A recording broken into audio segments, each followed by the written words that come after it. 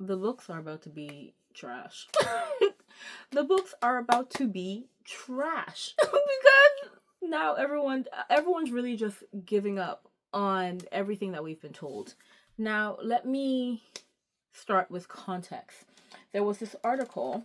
I'm always referring to my laptop because I don't remember things word for word. There was this article and it said some students believe they can be writers without reading. This raises many questions. The books are about to be trash. I'm so sorry. I'm not even going to debate this. Now, this might be more a topic for my writers or aspiring writers and authors out there. Let's have a chat. Obviously, if you're a reader as well, stick around. I want us to have a chat. It's so weird. I feel like I should finally start doing live so that like we can just have actual conversations where, you know, we can actually go back and forth instead of me just talking to you and like you having to like, you know, speak to me through a comment. But you know, I'm actually a naturally shy person. Like no one ever believes me, but yeah, I'm a very naturally shy person. So on those lives, I'll probably be like very, very scared. But let's talk about this.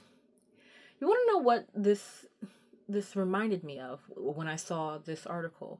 It reminded me of the whole situation with people only reading dialogue. It has the same kind of bones, I think, in the sense that with people who are saying that they only read dialogue or they only read the fun bits of a book or the parts that interest them, you know, it's that cherry picking, it's that picking and choosing. It's, you know, oh, we don't have the capacity to put effort into everything, into, you know, reading the context and the backstories and, you know, actually learning the whole plot of the book. We just want the action scenes, or if it's a romance, we just want, you know, the lovey-dovey scenes. If it's a thriller, we just want, you know, the killing scenes, or, you know, the chase scene, or, you know, the discovery of who the murderer is, like it kind of comes all the way back to, you know, the age that we're in, where people just want things, they just want that satisfaction like immediately. That's what it's like giving to me. Now when I saw this, it brought me back to that conversation, because to me it kind of seems like people just want to, you know, just put out a book, you know, to just, yeah, I have an idea for a book, I just want to write it. And it's also the idea that, you know, you study language, you study English, you study creative writing, and then, you know, you can put out a good book. But while that is true, because I also saw a post where someone didn't recognize a literary device and the comments came after them, but that's a conversation for another day. I'm just remembering like my classes. I am part of the recent cohort for the HarperCollins Author Academy. Yay! So hopefully you guys might be seeing a book out of me soon. Yeah, hopefully it's with HarperCollins. If not, it'll be through another avenue, but I will definitely publish one, guys. But anyway, one thing that our teachers, like, they kept like telling us, like, we heard it so many times, but they kept just saying, read as much as you can. Like, it's so important that you read, especially like read if you it's important that you read the genre that you're writing. But like, funny enough, they also said that it's you know, also very good to read outside of the genre that you're writing, you know, to see the differences, or even, you know, to help with your style of writing. It, like, reading is just very, very important. So the idea that people think they can write without reading is interesting to me. I understand the thought process, but here's the thing. Imagine someone saying, I want to become a Michelin star chef, but I don't really eat food. You see how that sounds, right? Or for those who want to become the, you know, next Steven Spielberg, you know, someone who wants to direct or produce like Oscar winning films. Oh, but by the way, I don't watch movies. It's ridiculous, right? Because, like, so this is the thing. If with these examples, it's very easy for us to point out how ridiculous it is from the onset. I don't know why writing has become the field, especially the creative field, where so many people are genuinely believing that they can master it without actually consuming the art that they're trying to create. I I don't know. I feel like as time is going on, and yes, I know we are in a literary crisis, I always speak about it.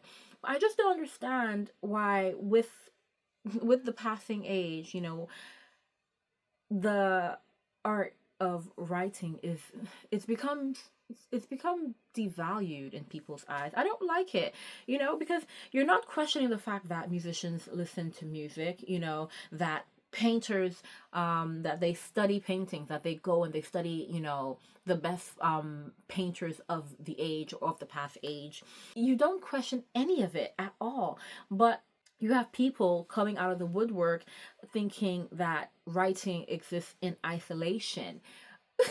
It doesn't. Of course, like as readers, if you're just being a reader, reading can do so many things for you. And we've talked about in this channel. Reading does exist for entertainment, but also reading exists for learning, empathy training. I call it a lot. And that's from the reader side. From the writer side, it can be entertaining as well, but it's also research, it's also a way for us to learn, because every novel that you read, it teaches you something about pacing, it teaches you about dialogue, which honestly I struggle with as a writer, but I'm getting there. It teaches you about creating tension, it teaches you about points of view, it teaches you about how to transition from scene to scene, which is very, very important, because I really feel like some people, their transitions are a bit, like higgy haga. It teaches you about exposition, how to execute it properly, because obviously we all know that there are some books where they just bombard you with exposition and you're just like, why are you just info dumping at me? Let me like experience the world. Let me like, be immersed in it and actually see what you are trying to explain to me, instead of you just like spitting facts at me. There is room for exposition, of course, there is. But see, that's the thing. Reading teaches you these things. It helps you in so many ways. It helps you with characterization. It helps you learn how to like just build up that emotional payoff that you as a reader, or like that your future readers are looking for. When you're a writer reading a book, you're not just reading a book, you're not just reading a story, you're basically watching another writer like solve thousands if not millions at some point, of like storytelling problems. And as you're watching them do it, that then helps you with your own craft. So why would people ever in their right minds think that, oh, I want to be a writer, but I don't need to read? It's not a case of, oh, it's something that you could do. No, it's something that you have to do. Like, that's one of the things that they legit kept telling us in our classes in the academy. Read, read, read. We recently graduated, so we had our graduation, and literally they were just like, guys, we know we've said this so much throughout the course, but it is so important. Read, read, read, read, read. So like it's just such an integral part of you developing as a writer, and it's a beautiful part, I think. Before the academy, part of the academy is that they had like different authors coming through, and then we got to basically ask them lots of questions and stuff like that towards the end, when we had like all of our actual teaching sessions. So it was really great being able to kind of like pick their minds around the industry, around their writing, around how they do certain things. So it was great. And even they hammered down how important it is to actually like read, because that helps you improve your craft.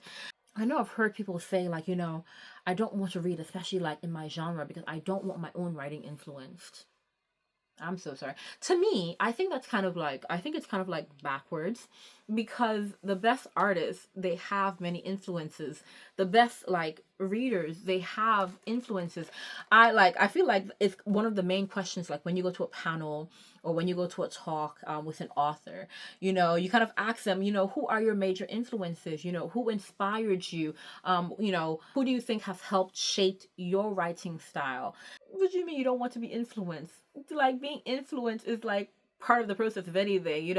If I think if you have zero influences, I feel like it's okay. This is weird because obviously it's kind of just like, oh, you know, you're influenced by someone.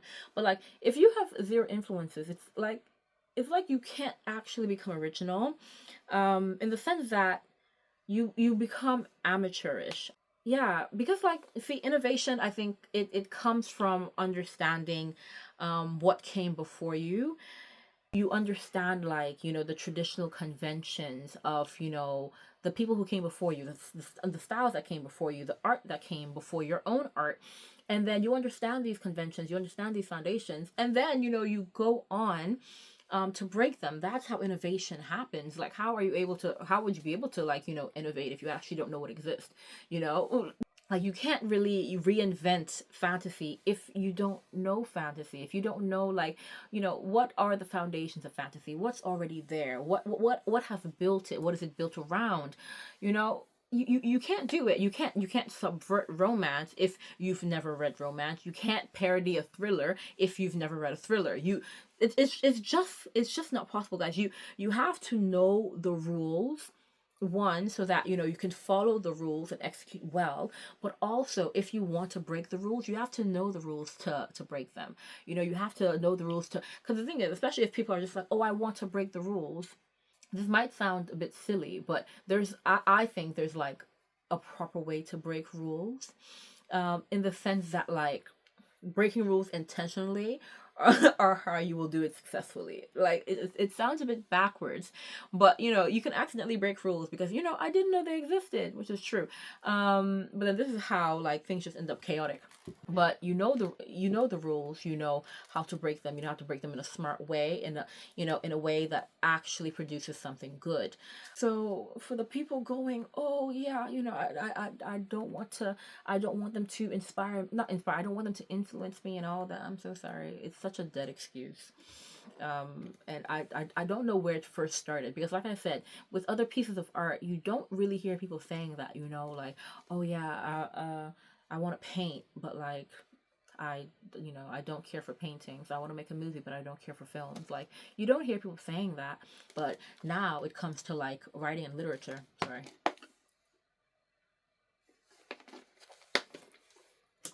And people want to act brand new. People want to act like, oh, you know, it's different when it comes to writing, you know, novels. And no, it's not. Like, no, it absolutely isn't. So please, like, miss me with all of that mess. You guys need to get it together. And I think beyond that, I think when it comes to reading as a writer, you have to remember, you gotta make sure that the lips are hydrated. You have to remember that reading also helps you to understand what your audience, you know, the readers, what they expect.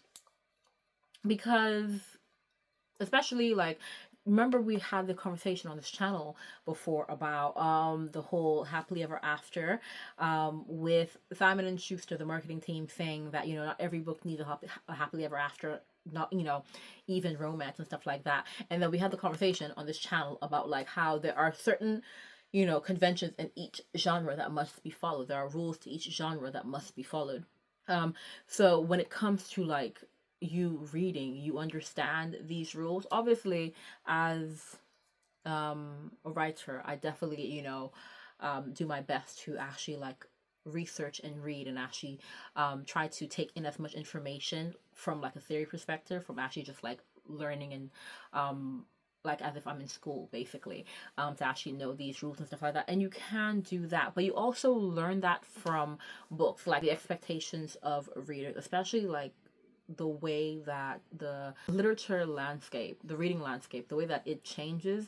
Sometimes expectations shift. Rules, you know, we have our foundational rules, but but expectations among readers, they definitely change with, like, the times, with, you know, if you want to change your audience in terms of, like, age or demographic, things like that. I think when it comes to writing, people do have to remember that, like, readers aren't judging your book against nothing, you know. They're judging it against the last, like, 50 books that they read, you know, the last, like, 20 books that they love. They're judging it against, you know, their favorite authors, you know, their favorite scenes. They're judging it against genre expectations. You know, so, you know, with romance, the expectation of a happily ever after or happy for now. Like, all readers have an expectation. So if you don't read, you don't know the conversation that your book is entering, because there is already a long standing conversation that has been started from ages past, that you are joining the minute you put a book out there. You're entering a conversation that's already started, you know? So it's basically like you showing up to a debate without knowing the topic. You're just going to be spouting nonsense, you know? You didn't have time to properly research, or you chose not to research, and, you know, you're really just speaking, and everyone's looking at you like, we think you're in the wrong room. Okay?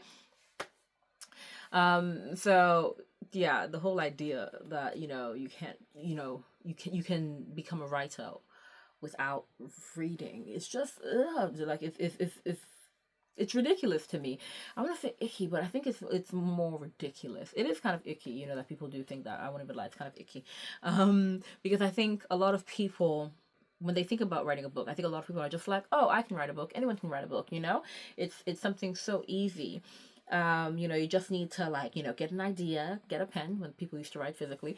Some people still do, actually. Or, you know, get your laptop and, you know, you just write it out, you know, you boom, bang, you have a book. But, like, writing, it's not just like having ideas. Like, honestly, getting dehydrated from talking so much. It's so funny.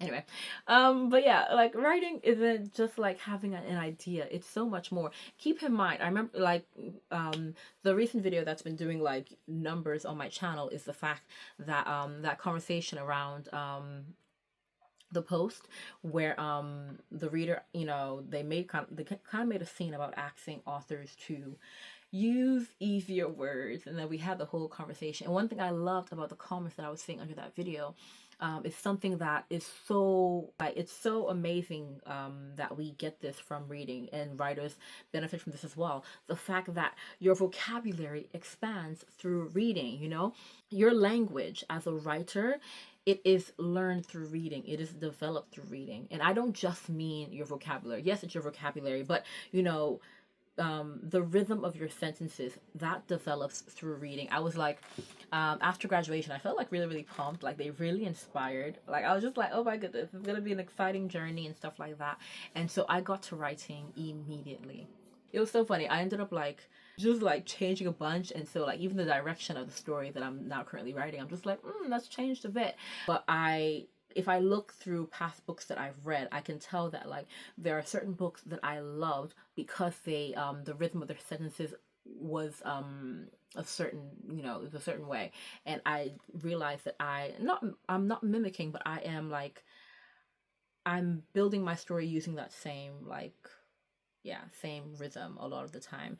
Not just that, like, your personal voice develops through reading.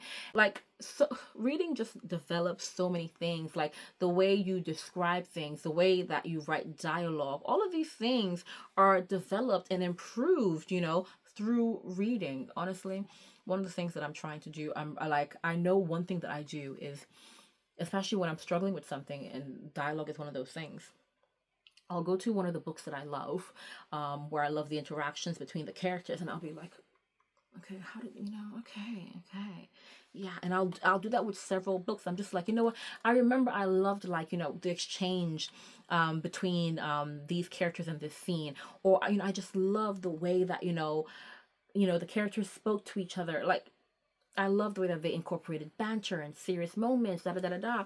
And so I'll just be picking up books, and I'll just like be looking and like taking it all in, and just doing that, even if it's like a second look from a book that I've already read. Like, I'm helping myself with my own writing, with my own storytelling.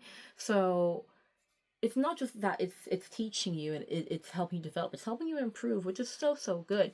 Even punctuation, definitely, it becomes instinctive through reading.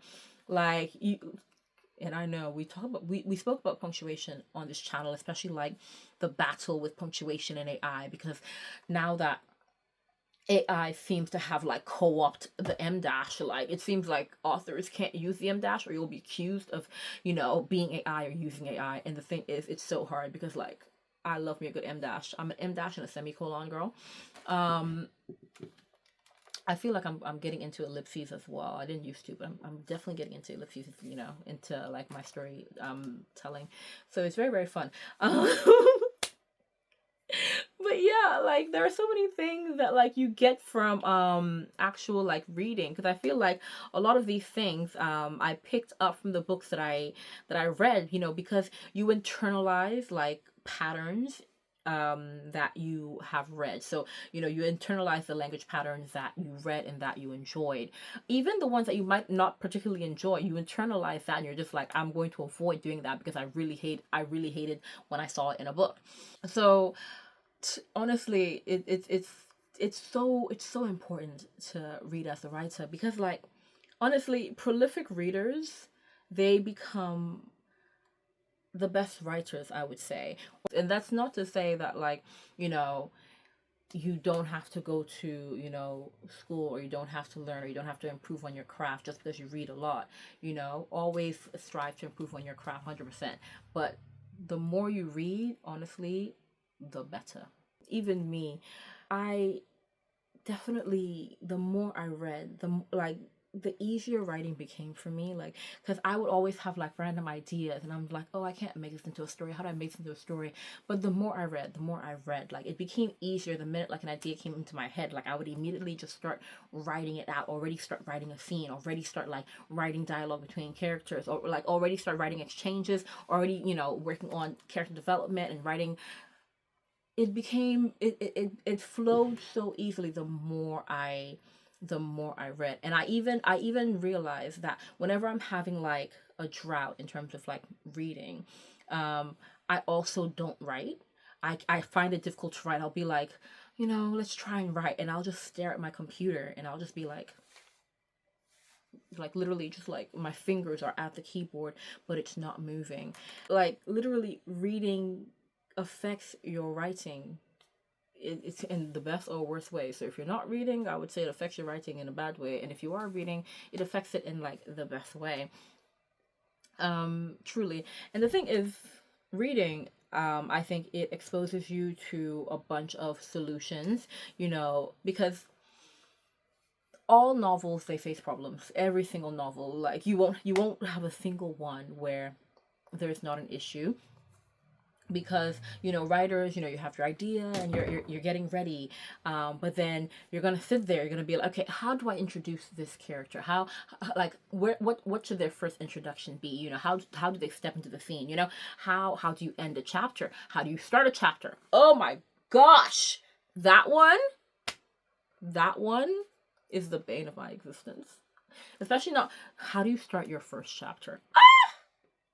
That can make like, oh, that makes me cry, because it's just like you want the perfect start. Not just that, like how do you create suspense? How do you write grief? Yeah. Especially as like a fantasy writer, and I love like fantasy books where there are like great fight scenes and fighting sequences. How do you write a fighting sequence?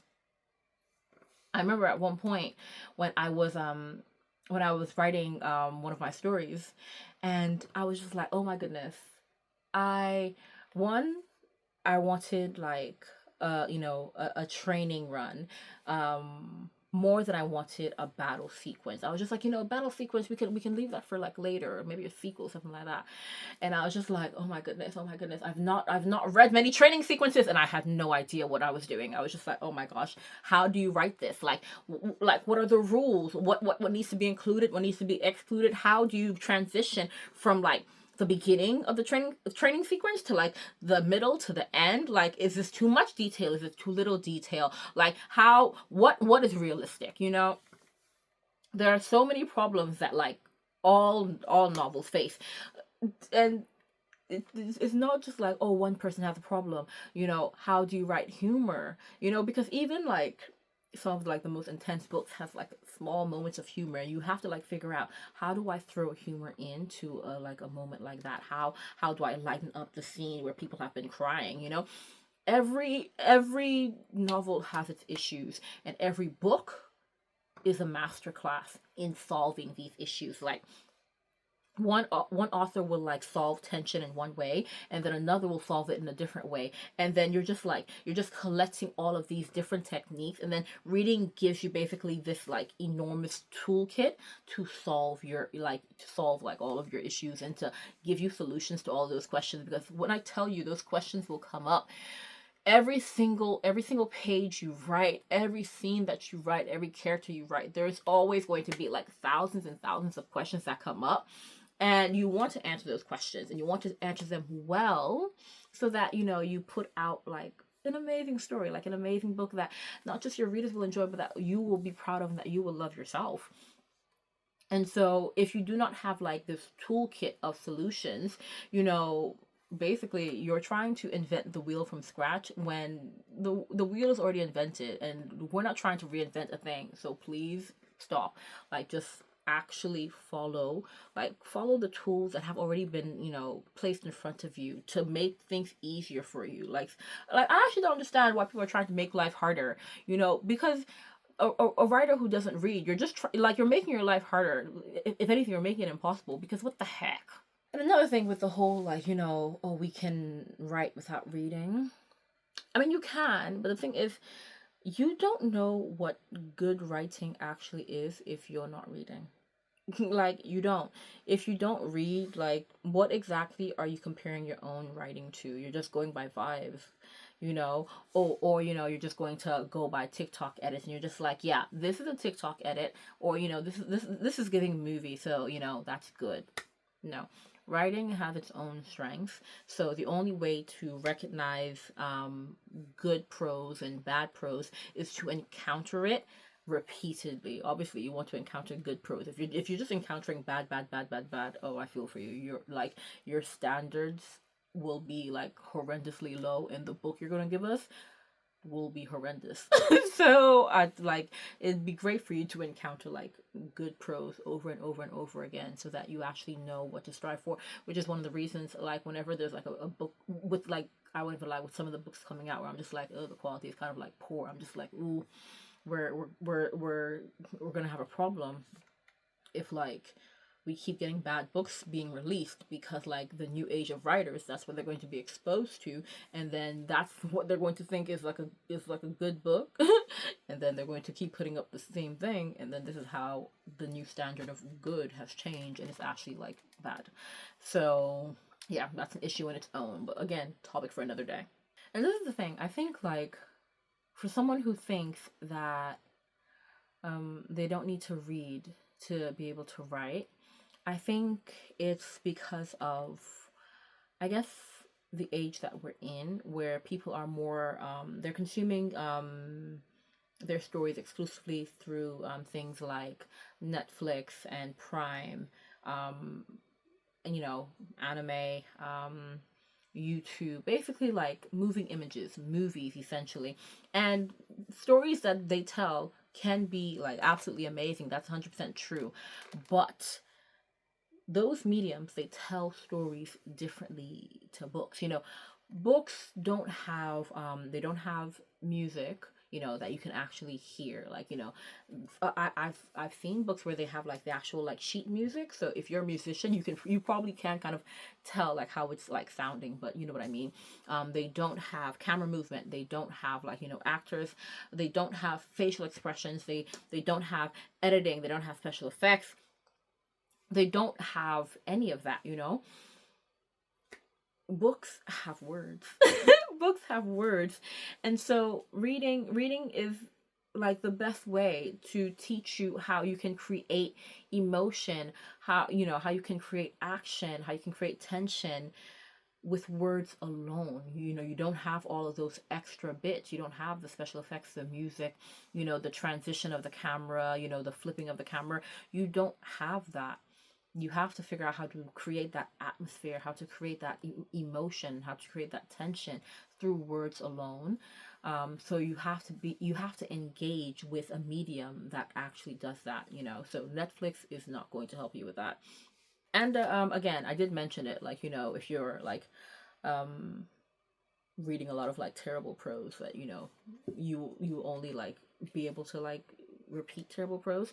So the thing is, reading also teaches you what not to do. So obviously, it teaches you the things to avoid, like, you know, flat dialogue, you know, repetitive prose, like weak pacing, bad pacing, or like just there are some really, really bad pacing. Obviously, things like info dumps, like we talked about, inconsistencies in the books, in the storytelling, things that are unbelievable, that just don't make sense when it comes to the stories. Like, genuinely, there'll be some times where, you know, in terms of writing, I will learn more from, you know, a book that was bad than a book that was good, because like with that bad book, I've learned what not to do. You know, I've learned what to avoid. I've learned what I don't like, and so what I like, I would think that like my consumers and my readers won't like as well.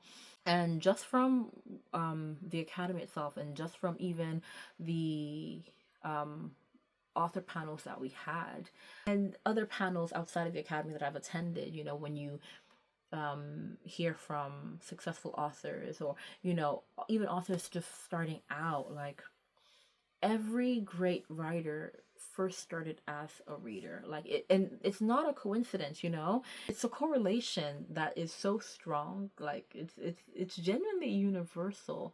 I don't think you'll genuinely find an author, like a great author, who was not a reader first. They'll always tell you, like, you know, yeah, like I fell in love with writing through books, or I fell in love with stories in books, and then that's how I found myself writing. You'll always see it. You know, if we start like listing out like the writers that, you know, we consider to be the best of our time, they will all tell you that they were massive readers. When that started, it doesn't matter, you know. Some people can be like me and they started reading later on in life, but when they started reading, they fell deep in love, and they are deep in it, you know, and they're all just massive readers. Like, it doesn't matter when they start, but the point of the matter is they are huge readers. They are huge fans of books and words and taking it in.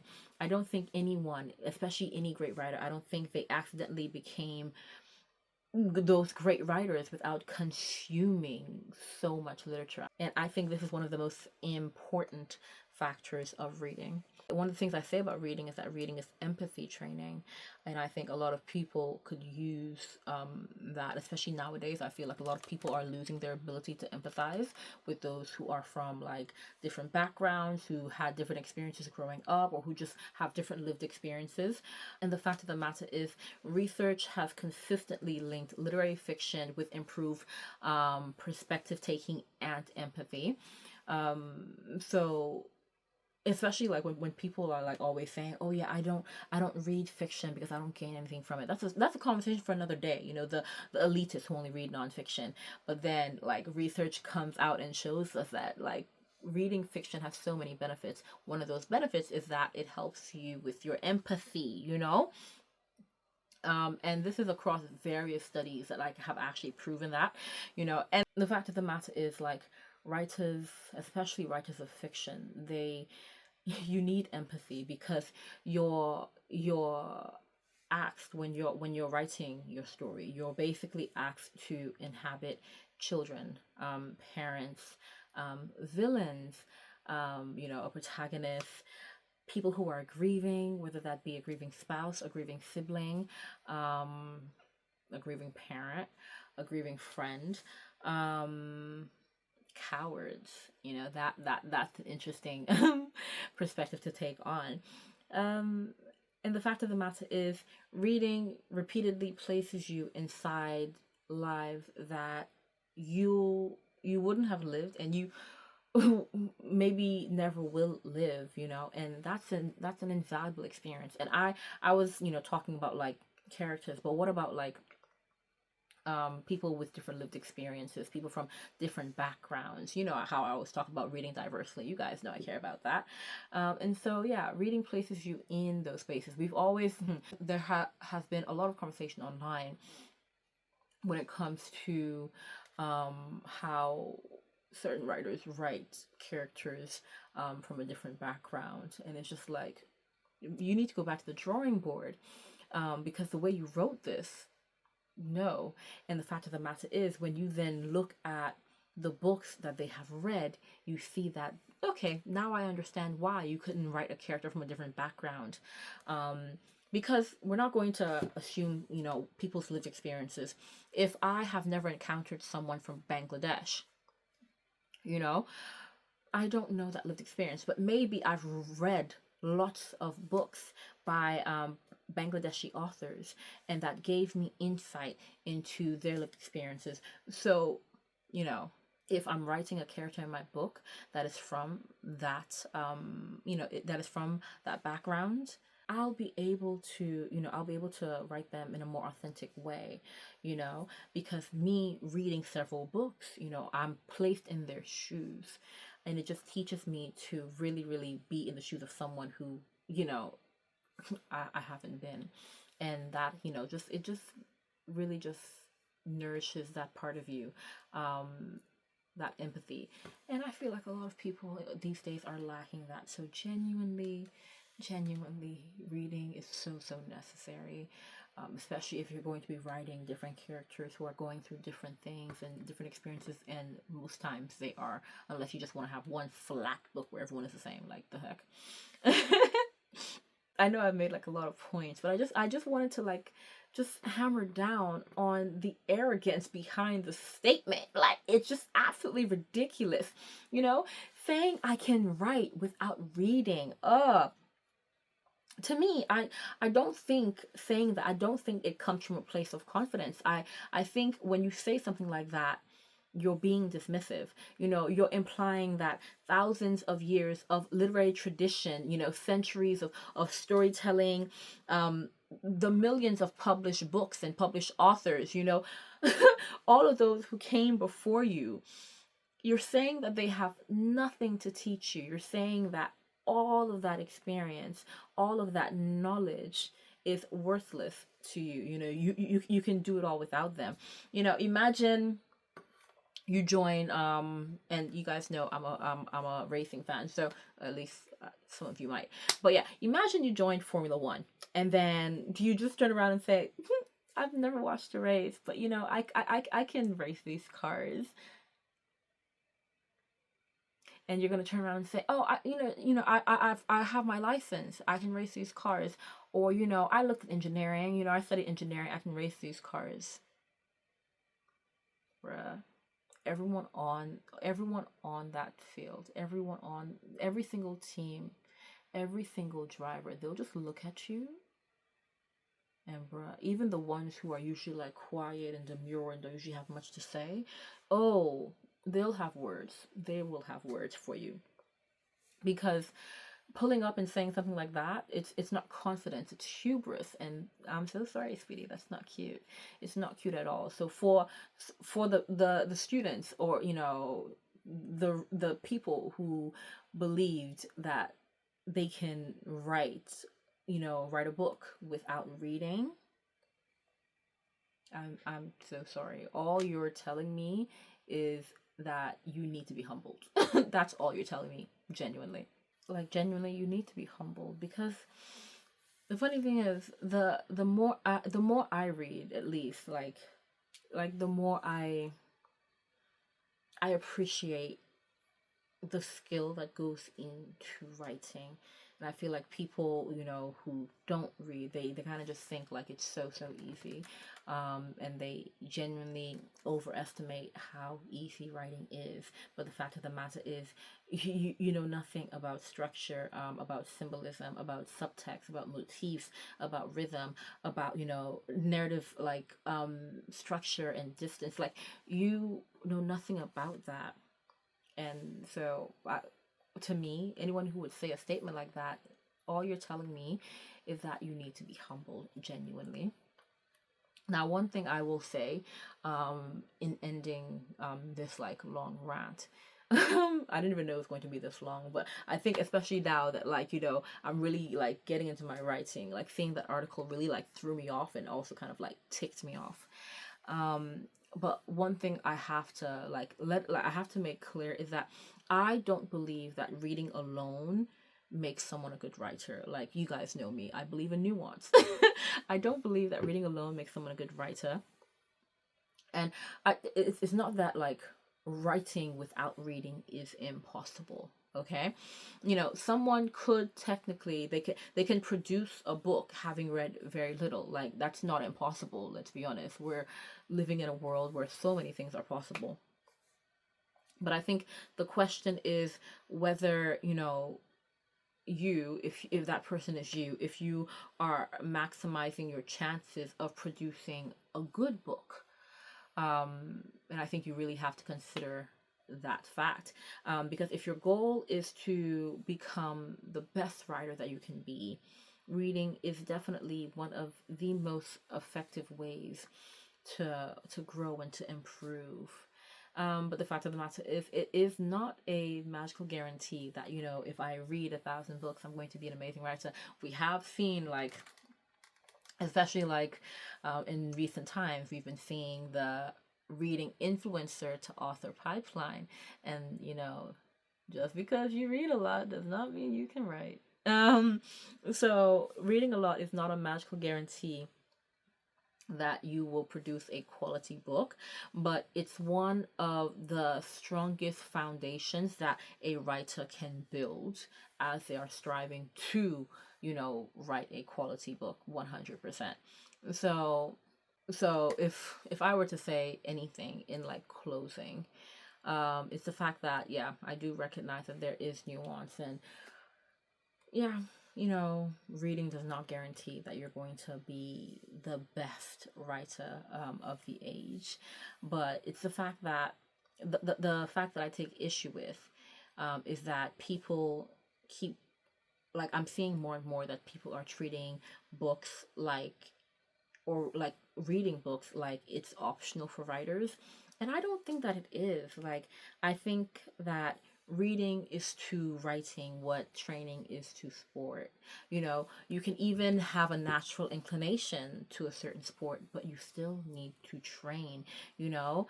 You need to observe before you can properly execute, and you know, you need to properly study before you can like be on that stage performing your best. So if someone proudly stands before me and they say that they don't need to read to write their novel, all I all I'm hearing is hubris. Like, I'm not hearing confidence at all. I'm hearing someone who is trying to become an expert while refusing to learn from the experts. And I do not think that's revolutionary. I honestly think it's, you know, self-inflicted torture, difficulty, and just plain old stupid. I'm sorry, like, I just think it's stupid. So that article was very, very interesting to see. And I really do hope that people can really just dead that whole conversation about I can write without reading. Like, just dead it now, because it just genuinely doesn't make sense. And that's all I have to say for it. But yeah, I will see you guys next time. Do let me know your thoughts in the comments, especially my fellow authors. Technically, I'm not published, so I don't know if I can claim author. My fellow writers and my actual and my authors who have, you know, already been published, and for my writers who are going to be published because I believe in us. I definitely want to hear from you, definitely, especially when it comes to like how reading has like helped you in your writing journey. But yeah, that's it for now, guys, and I will see you guys next time.